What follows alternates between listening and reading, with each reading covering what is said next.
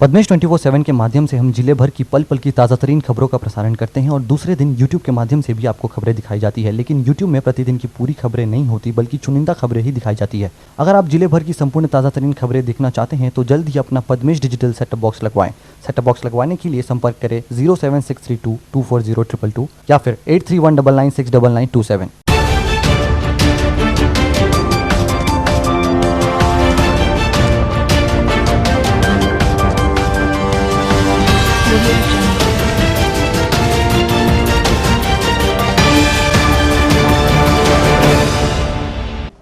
नमस्कार, पद्मेश 24/7 में आपका स्वागत है। मैं हूं अर्चना मिश्रा। आगे बढ़ने से पहले सबसे पहले एक नजर आज की हेडलाइंस पर।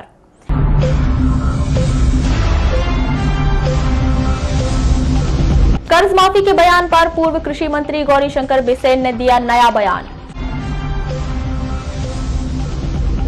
डेंजर रोड पर बाईपास निर्माण रोकने के लिए लगाई गई याचिका एनजीटी ने की खारिज। उत्तर प्रदेश के हाथरस की घटना का विरोध, कांग्रेसियों ने फूका सीएम योगी आदित्यनाथ का पुतला। सितंबर माह में अचानक बढ़े कोरोना के केस, प्रदेश में टॉप 5 की रफ्तार में बालाघाट जिला। शुक्रवार को हट्टा थाना क्षेत्र के 2 स्थान पर 2 लोगों के संदिग्ध परिस्थितियों में मिले शव, पुलिस ने शुरू की जांच। और अब खबरें विस्तार से। कांग्रेस के पूर्व राष्ट्रीय अध्यक्ष राहुल गांधी के साथ पुलिस के द्वारा की जाने वाली अभद्रता को लेकर आज युवा कांग्रेस और एनएसयूआई के पदाधिकारियों ने मोर्चा खोलते हुए नगर के अंबेडकर चौक में प्रधानमंत्री नरेंद्र मोदी और उत्तर प्रदेश के मुख्यमंत्री योगी आदित्यनाथ का पुतला दहन कर सरकार की नीतियों की खुले शब्दों में निंदा की। पुतला दहन को लेकर पुलिस प्रशासन के द्वारा अंबेडकर चौक में पुख्ता इंतजाम किए गए थे। वहीं पुतला दहन के दौरान आग बुझाते समय कांग्रेस पदाधिकारियों और पुलिस के अधिकारियों के बीच झूमा झपटी भी हो गई, जिसके बाद कांग्रेस के पदाधिकारियों ने अंबेडकर चौक में बैठकर धरना प्रदर्शन करते हुए जमकर नारेबाजी की। युवा कांग्रेस कार्यकारी प्रदेश अध्यक्ष नितिन भोज ने कांग्रेस नेता राहुल गांधी के साथ पुलिस के द्वारा की जाने वाली धक्का मुक्की किए जाने पर आक्रोश व्यक्त करते हुए कहा कि यह पुलिस और सरकार की नाकामी को दर्शाता है।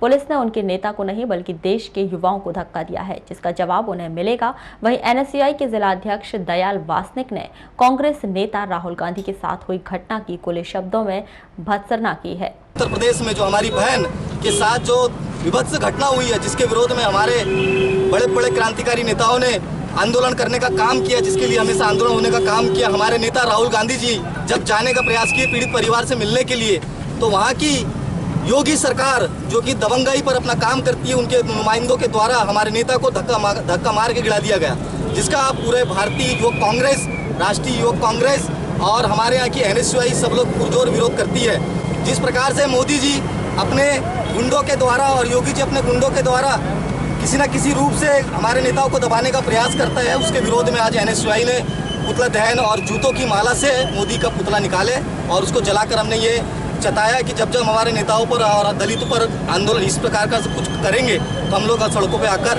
इन लोगों के लिए कार्यक्रम करेंगे। माननीय राहुल गांधी जी के साथ जिस तरह पुलिस ने धक्का मुक्की की, उसी प्रयास में शकुनी और कंसमामा की पुलिस यहाँ भी लगी थी। हमारे साथ धक्का मुक्की करने की कोशिश की गई, लेकिन हमने फिर भी आज गांधी जयंती के अवसर पर, हमको पता है गांधी जी भी दलितों से कितना प्यार करते थे। गांधी जी ने हरिजनों का नाम रखा था। मैं खुद एक दलित हूँ, मैं जानता हूँ कि हमारी प्रताड़ना और पीड़ा क्या है। जब हमारी बहन को इस तरह से बलात्कार कर दिया गया, उसको उपचार नहीं मिला गया और उसके माता पिता को लाश जलाने की अनुमति भी नहीं दी गई, ऐसी भ्रष्ट सरकारों का रहने से क्या मतलब। बालाघाट जिले के 38 मरीजों के सैंपल कोरोना पॉजिटिव पाए गए हैं। शासन के प्रोटोकॉल के अनुसार कोरोना पॉजिटिव 83 मरीजों के ठीक हो जाने पर उन्हें 1 अक्टूबर को डिस्चार्ज कर दिया गया है। इस प्रकार बालाघाट जिले में अब तक कुल 1196 मरीज कोरोना पॉजिटिव पाए जा चुके हैं। इनमें से 832 मरीज शासन के प्रोटोकॉल के अनुसार ठीक होकर अपने घर जा चुके हैं। 346 मरीजों का उपचार किया जा रहा है। 10 मरीजों को उपचार के लिए मेडिकल कॉलेज छिंदवाड़ा रेफर किया गया है और 8 मरीजों की मौत हो चुकी है। मुख्य चिकित्सा और स्वास्थ्य अधिकारी डॉक्टर मनोज पांडे से मिली जानकारी के अनुसार 1 अक्टूबर को कोरोना पॉजिटिव पाए गए 38 मरीजों में लांजी तहसील के ग्राम खराड़ी के 1 मरीज, कन्हार टोला का 1 मरीज, वारी का 1 मरीज, बिरसा तहसील मलाजखंड के 2 मरीज, करमसर्रा का 1 मरीज, वारासिवनी तहसील ग्राम डोके का 1 मरीज, नगरीय क्षेत्र वारासिवनी के वार्ड क्रमांक 9 के 2 मरीज, वार्ड क्रमांक 4 का 1 मरीज, वार्ड क्रमांक 14 के 4 मरीज, वार्ड क्रमांक 15 का 1 मरीज, कटंगी तहसील के अंतर्गत ग्राम बोनकट्टा के 2 मरीज, वार्ड नंबर 4 तिरोड़ी का 1 मरीज, नगरीय क्षेत्र बालाघाट वार्ड क्रमांक 15 के 2 मरीज, वार्ड क्रमांक 13 का 1 मरीज, वार्ड क्रमांक 16 का 1, वार्ड क्रमांक 31 का 1, वार्ड क्रमांक 21 के 2, वार्ड क्रमांक 22 का 1, भरवेली का 1 मरीज, किरनापुर तहसील के अंतर्गत ग्राम परसवाड़ा का 1 मरीज, कोबरा बटालियन का 1 मरीज, नगरीय क्षेत्र बैहर के वार्ड क्रमांक 9 का 1 मरीज, परसवाड़ा तहसील के अंतर्गत ग्राम मोचा का 1 मरीज, खरपड़िया का 1 मरीज, परसवाड़ा के 5 मरीज शामिल हैं। बालाघाट जिले में कोरोना पॉजिटिव मरीजों के लिए 583 बेड उपलब्ध कराए गए हैं। कोरोना पॉजिटिव पाए गए मरीजों के उपचार के लिए जिला प्रशासन द्वारा बालाघाट में पर्याप्त संख्या में बेड का इंतजाम किया गया है। कोविड सेंटर गोंगलई बालाघाट में 575 बेड और ITI के पीछे बूढ़ी बालाघाट में बनाए गए कोविड अस्पताल में ऑक्सीजन सुविधा युक्त 105 बेड का इंतजाम किया गया है।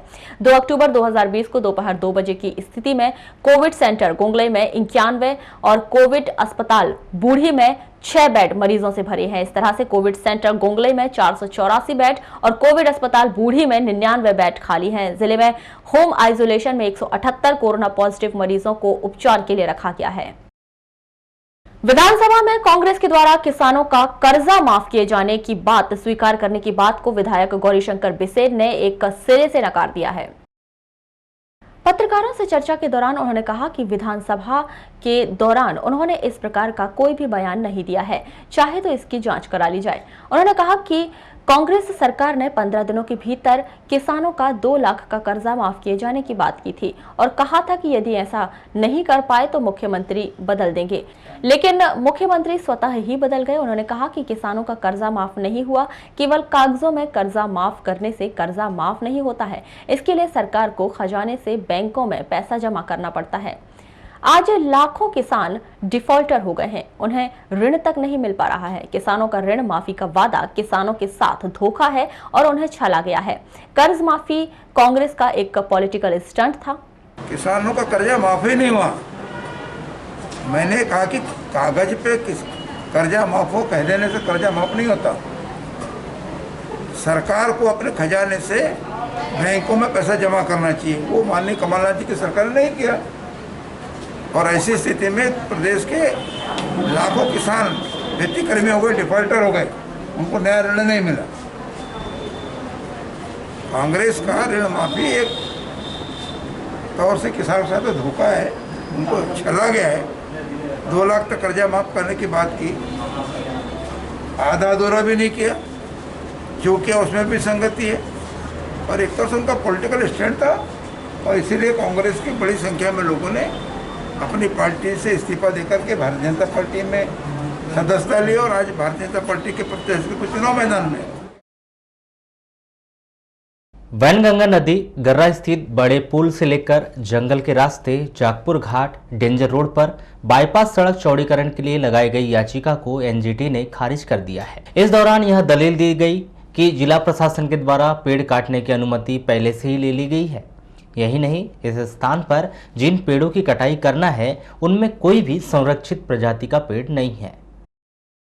यही नहीं, एनजीटी के द्वारा यह भी दलील दी गई कि जिला प्रशासन के द्वारा इस स्थान पर जितने पेड़ काटे जा रहे हैं उसके एवज में अन्य स्थानों पर इससे कहीं ज्यादा लगाए जाने के लिए पूरी जानकारी पेश की गई है। पहले 750 पेड़ काटे जाने की अनुमति ली गई थी, लेकिन आपत्ति लगाए जाने के बाद 450 पेड़ की स्वीकृति ली गई। लगातार पेड़ों की संख्या कम की गई। यही नहीं कि सड़क के चौड़ीकरण हो जाने से पर्यावरण को उतना अधिक प्रभाव नहीं पड़ेगा। यह सब कुछ एनजीटी के द्वारा खारिज की गई याचिका में लिखा गया है। इसके पूर्व एनजीटी में याचिका दर्ज करने वाले याचिकाकर्ता ने इस बात की दलील दी थी कि डेंजर रोड वैनगंगा नदी क्षेत्र के बेहद ही करीब है। बीते 2 वर्षों से आने वाली बाढ़ में यह सड़क पूरी तरह से डूब जाती है। इस सड़क पर करोड़ों रुपया खर्च कर जो सड़क बनाई जाएगी वह किसी काम की नहीं रहेगी। हर साल बाढ़ के कारण सड़क डूब जाएगी और शासन का करोड़ों रुपया बर्बाद हो जाएगा। इसके बाद भी इस सड़क पर भारी वाहन का परिवहन करना इतना आसान नहीं है जितना जिला प्रशासन के द्वारा बताया जा रहा है। डेंजर रोड शहर के भीतर से जाने वाला मार्ग है, ना कि बाहर से इस मार्ग पर रोजाना सैकड़ों लोग भ्रमण के लिए आते हैं। यहाँ पर सड़क बन जाने से प्रदूषण स्तर बहुत अधिक बढ़ जाएगा, जिससे लोगों के स्वास्थ्य पर भी विपरीत प्रभाव पड़ेगा। याचिकाकर्ता द्वारकानाथ चौधरी बताते हैं कि उनकी याचिका पर विचार नहीं किया गया। हालांकि एनजीटी के द्वारा दिए गए आदेश पर वे कोई आरोप नहीं लगा रहे हैं, लेकिन वे कहते हैं कि उनके द्वारा याचिका इसलिए लगाई गई थी कि शहर के लोगों का स्वास्थ्य और पर्यावरण की सुरक्षा को लेकर यह याचिका लगाई गई थी। जो 3 तारीख को डेंजर रोड के संबंध में जो याचिका एनजीटी में प्रस्तुत की गई थी उसकी सुनवाई थी, जिसमें 15/9/2020 को जो एक कलेक्टर बालाघाट की अध्यक्षता में एसडीओ फॉरेस्ट और पॉल्यूशन कंट्रोल बोर्ड और मेरी उपस्थिति में जो निरीक्षण किया गया था, उस निरीक्षण में जो उन्होंने अपना प्रतिवेदन प्रस्तुत किया, उस प्रतिवेदन में उल्लेखित कारणों को देखते हुए माननीय हरित न्यायाधिकरण ने याचिका को खारिज किया है, जिसमें प्रशासन की ओर से और उस सर्वे रिपोर्ट में जो तथ्य दिए गए थे वो तथ्य ये है कि उसमें प्रशासन ने कहा है कि पहले 732 झाड़ों की कटाई होनी थी, जिसको बाद में कम करके 450 वृक्ष किए गए हैं और 450 वृक्ष से ज़्यादा झाड़ों की कटाई वहाँ पर होगी नहीं। साथ में 2.64 हेक्टेयर जो है वो हमने वन विभाग को वन संरक्षण अधिनियम 1980 के तहत जो है दूसरी जगह पे भूमि उपलब्ध कराई है, जिसमें हम लोग बहुत बड़ी संख्या में वृक्ष लगा रहे हैं और इन वृक्षों का हम 10 वर्षों तक के संरक्षण करेंगे। मध्य प्रदेश शासन स्वास्थ्य विभाग के द्वारा जारी किए गए आंकड़ों के अनुसार कोरोना वायरस संक्रमण बड़ी तेजी से छोटे जिलों में फैल रहा है। इस सूची में बालाघाट का नाम भी शामिल हो गया है। शासन के द्वारा बकायदा जारी किए गए आंकड़ों के अनुसार 29 सितंबर को पूरे प्रदेश में आए टॉप 5 जिलों में बालाघाट का नाम भी शामिल है। यही नहीं, जनसंख्या घनत्व और क्षेत्रफल की दृष्टि से बालाघाट जिले में सितंबर माह में अचानक कोरोना पॉजिटिव की संख्या बढ़ी है। जैसा कि हम पहले ही बता चुके हैं कि सितंबर माह के 30 दिनों में 750 के लगभग पॉजिटिव मरीज आए हैं। निश्चित ही यह किसी छोटे जिले के लिए अचानक पॉजिटिव मरीजों की संख्या का बहुत बड़ा आंकड़ा माना जा रहा है। इस दौरान पॉजिटिव हुए मरीजों की मौत का आंकड़ा भी लगभग 25 से 30 के करीब पहुंच चुका है, जिनकी मौत बालाघाट या फिर बाहर इलाज कराने के दौरान हुई हो। मतलब साफ है कि सितंबर महीना कोरोना की दृष्टि से बालाघाट के लिए अच्छा नहीं रहा। हालांकि इस बीच एक अच्छी खबर राहत पहुंचाने वाली भी है कि यहां पर कोरोना से ठीक होने वालों की संख्या और रिकवरी रेट काफी अच्छा है। मुख्य चिकित्सा एवं स्वास्थ्य अधिकारी डॉक्टर मनोज पांडे के अनुसार कोरोना संक्रमण को देखते हुए स्वास्थ्य विभाग की ओर से ऑक्सीजन बेड की संख्या बढ़ाई गई है, बावजूद इसके कि लोग घर पर इलाज करवाते हुए भी ठीक हुए हैं। कोशिश यही की जा रही है कि जिसमें भी संक्रमण के लक्षण दिखाई दे वह तत्काल फीवर क्लिनिक पहुंचे और अपनी जांच करवाए, जिससे संक्रमण का खतरा बढ़ने से रोका जा सके। जिले के भीतर कोरोना संक्रमण का खतरा इसलिए भी तेजी से बढ़ रहा है, उसकी बड़ी वजह महाराष्ट्र छत्तीसगढ़ का सीमावर्ती जिला होना है। जिस हिसाब से इन दोनों राज्यों में कोरोना के केस बढ़े हैं, उसी रफ्तार से बालाघाट में भी कोरोना के केस बढ़ रहे हैं। जिले के हट्टा थाना क्षेत्र के अंतर्गत ग्राम नाहरवानी में खाईनुमा तालाब में 23 वर्षीय युवक की डूबने से मौत हो गई। प्राप्त जानकारी के अनुसार ग्राम केसलेवाड़ा निवासी लकी पिता पूरनलाल लांजेवार उम्र 23 वर्ष, जाति महार, जो कि मानसिक व शारीरिक रूप से विकलांग था और वह बुधवार की शाम से लापता था, जिसकी लाश नाहरवानी के खाईनुमा तालाब में दिखाई देने पर परिजनों को सूचना दी गई, जिन्होंने मौके स्थल पर पहुंचकर इसकी सूचना हट्टा पुलिस को दी। पुलिस ने 2 अक्टूबर की सुबह पंचनामा कार्रवाई कर शव को पोस्टमार्टम के लिए बालाघाट जिला चिकित्सालय भिजवा दिया। हट्टा थाना क्षेत्र के अंतर्गत आने वाली ग्राम पंचायत देवरी खुर्द की नहर से हट्टा पुलिस ने एक 65 वर्षीय बुजुर्ग का शव बरामद किया है, जिसकी पहचान नवीगांव थाना अंतर्गत आने वाले ग्राम लिंगा बोरी निवासी 65 वर्षीय दादूलाल कोकोटे के रूप में की गई है। बताया जा रहा है कि ग्राम बोरी निवासी 65 वर्षीय बुजुर्ग दादूलाल अपने घर से पिछले 2 दिनों से लापता था, जिसका शव देवनी खुर्द की नहर से हट्टा पुलिस ने बरामद किया, जहां मृतक के शव पर घाव के निशान देखे गए हैं, जिस पर बुजुर्ग की हत्या किए जाने की आशंका जताई जा रही है। बहरहाल पुलिस ने मृतक के शव को बरामद कर जिला अस्पताल में शव का पोस्टमार्टम कराकर शव उनके परिजनों के हवाले कर दिया है। वहीं परिजनों के बयान के आधार पर मामले की जाँच शुरू कर दी गई है। लाजी विधानसभा के पूर्व विधायक किशोर समरीते ने मध्य प्रदेश शासन की शिक्षकों के स्थानांतरण नीति को आड़े हाथों लेते हुए जमकर आरोप लगाया। श्री समरीत ने बताया कि प्रदेश शासन द्वारा शिक्षकों की स्थानांतरण नीति नहीं बनाई गई है, जिस कारण लंबे समय से शिक्षक अपने परिवार से दूर हैं। बीते दिनों प्रदेश शासन के एक मंत्री द्वारा कुछ शिक्षकों के स्थानांतरण की सूची प्रमुख सचिव शिक्षा विभाग को सौंपी गई थी, लेकिन उसके बाद भी किसी का स्थानांतरण नहीं हुआ।